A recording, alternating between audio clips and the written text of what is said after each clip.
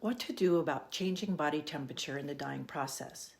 During the active dying process, the body organs are slowing, and as this happens, they function less efficiently. This is a normal part of the natural dying process.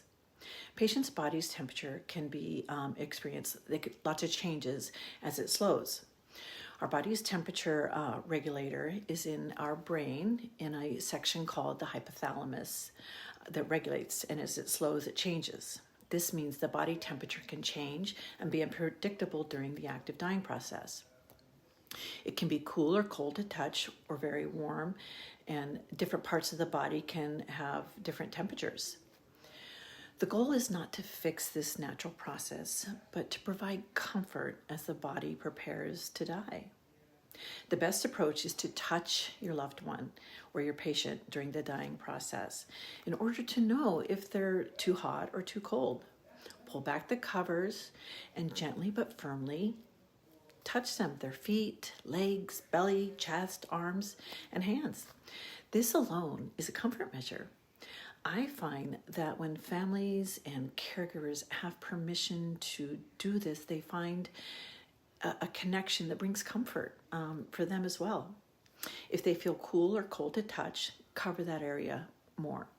Remember, if you put socks on, pull the socks away from the toes so that they don't have any pressure on the toes.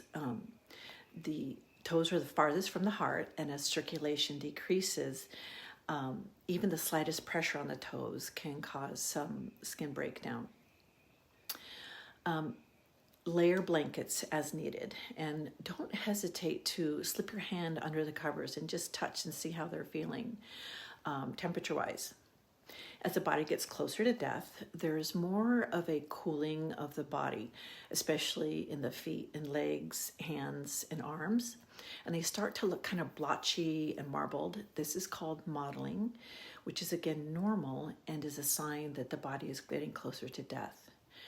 Try not to be alarmed and just focus on the comfort.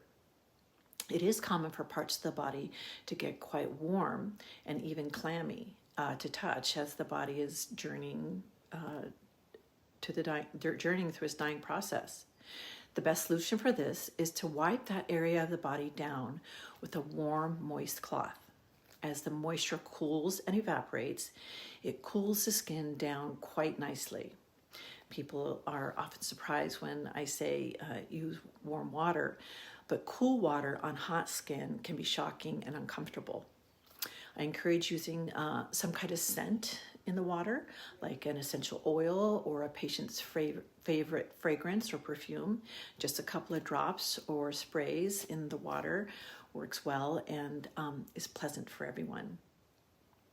You may need to repeat this every few hours and on different parts of the body. Cover the body appropriately. I find that people are just layered with too many layers of covers. Families struggle with the idea that their loved one might be cold. And I want to come back around to encouraging families and caregivers to touch the dying person. This can feel awkward at first, but once you do with the purpose of providing comfort, it will quickly feel good for both the dying patient and their caregiver.